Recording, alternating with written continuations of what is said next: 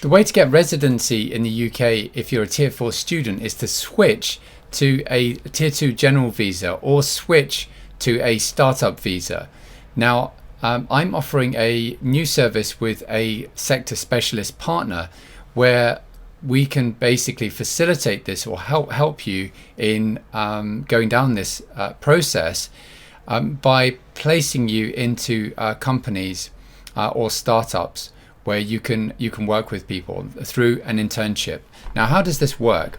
Well, on your Tier 4 visa, what you can do is study, so you and work at the same time within limits. So if you're on a full-time course at degree level, you can work for 20 hours per week during term time and full-time during vacations.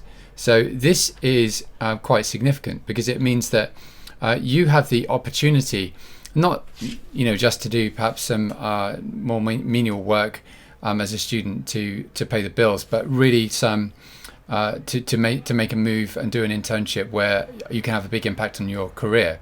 So what my partner is able to do is match you as a student with appropriate companies who are looking for interns.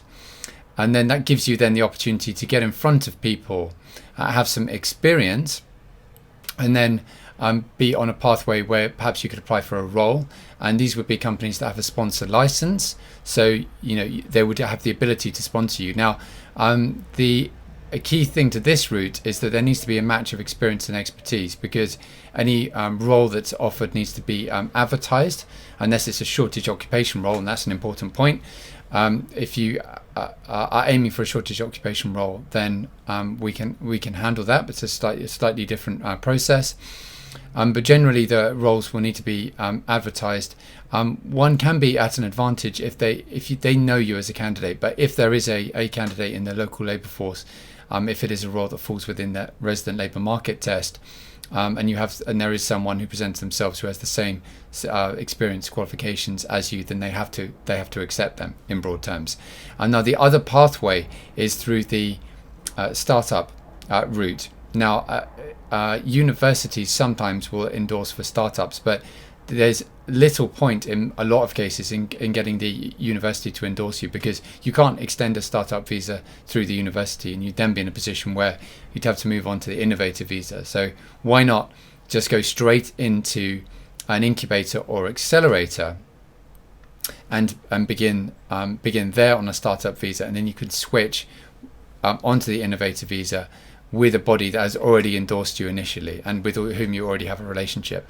Now, where the internship comes in here is that if you want to co-found a company and you're looking for opportunities, then you can actually work with a prospective co-founder and get to grips with their business idea, work with them. Perhaps they may already be in an incubator, so you can understand that world as a Tier 4 student. Perhaps you may not have been in an incubator or accelerator before, and so it gives you the ability to be acclimatized, if you like, to that environment, to get to know the company. And then if you were to then co-found the company, that would put you on a pathway potentially to a startup visa. So two different routes designed really to give you opportunities to meet people and familiarize yourself more with the workplace as a student, and to potentially open up other routes that will enable you to apply for residency in the UK. On a Tier 4 visa, of course, or on your current visa, you will not be able to apply for indefinite leave to remain. You will need to switch, and the startup visa or Tier 2 general visa can be great options for doing that. I hope that's a helpful update.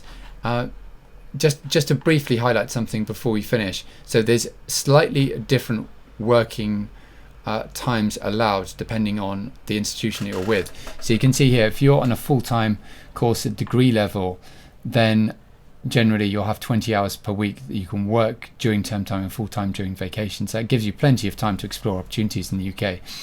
If you're on a short-term study abroad program in the UK, same applies. But if you're on a full-time course below degree level, then the applicable time is actually 10 hours per week during term time. And then if you're on a part-time course at post-degree level or higher, then no work is allowed. So this would not be applicable. Same applies to a course at any level at a publicly funded further education college, or a course at any level at a private provider.